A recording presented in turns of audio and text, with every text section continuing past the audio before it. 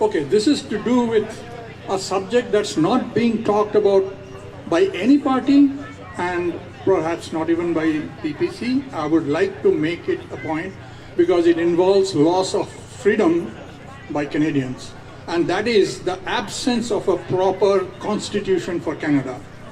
I repeat, I was born in India.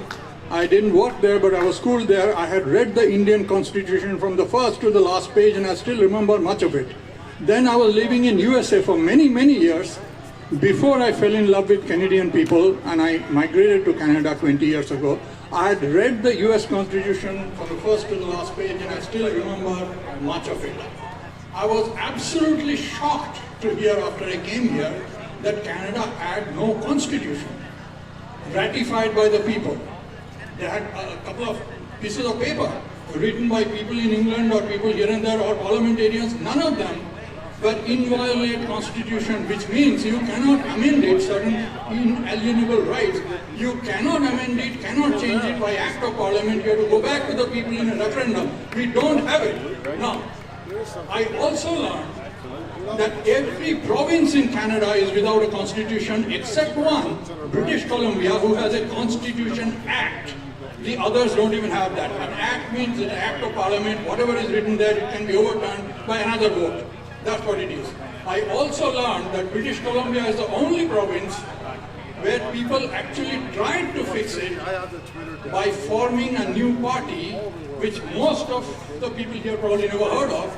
It's called BC Refederation Party, formed 20 years ago with a specific agenda. If they come to power, within 100 days they'll start the job of writing a proper constitution for the people and get it ratified. They never came to power. They stayed on effort for 15 years, then they gave up. I'm very friendly with almost all of them. I learned a lot from them. I would like you to address this at least, that one of the reasons COVID is disenfranchising people is because of lack of constitution allowing enormous power to the parliamentarians to just pass acts one after the other, taking out this right, taking out that right. What do you have to say? Well, you brought up a lot of information that I'm not particularly familiar with. I'm not a career politician in any way. To be honest, before I was an entertainer that just happened to enjoy politics. So that being said, I would actually have to go in and research a lot of what you've talked about in terms of the exact constitution and the provincial constitutions. That is something I'm not aware of. I'm ignorant to that. I do know that our Charter of Rights and Freedoms does exist, and in there it does say that we are able to suspend the rights and freedoms only passed by law within a demonstrable effect. And so, to my knowledge, we have not passed any law regarding our rights and freedoms and the restriction that is being imposed on us right now during COVID. There hasn't been a single politician that has brought forward a bill to be voted on, to have their name attached to say that we want to restrict people's rights and freedoms. Nobody will do that. That's absolute insanity. So as of right now, we, the parties that be, Ottawa, has been relying on health declaration from public health measures. They have been deciding by edict, by unelected officials through the health minister, who is an elected official. But the chief medical officer has really been the forefront of this restriction on our rights and freedoms, which, to my understanding, is illegal.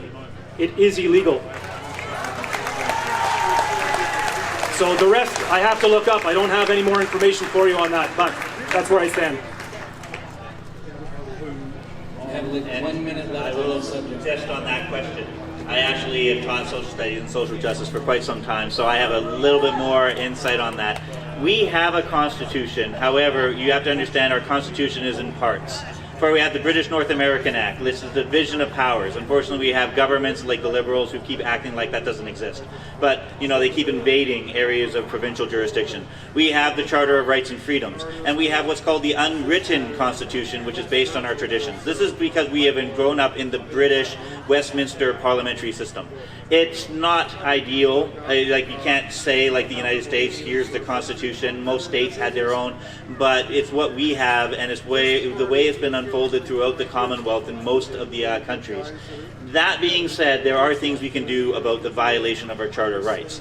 And if you were a cop and you wanted to go and knock down a door, you need a warrant. Now, that has to act quickly, and you often have to call up a judge, and they have to present to the judge why you feel you need this warrant, because a warrant is otherwise going against the legal rights of an individual. A judge needs to sign off on that. And so they have a process for delivering of warrants in the case of a police officer who has to act quickly.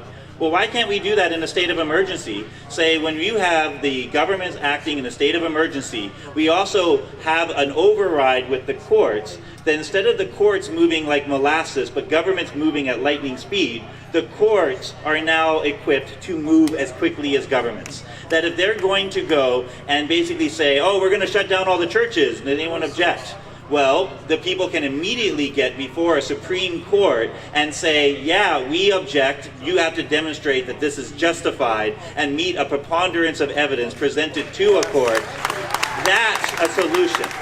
And that can be put in alongside of the Emergency Powers Acts that already exist.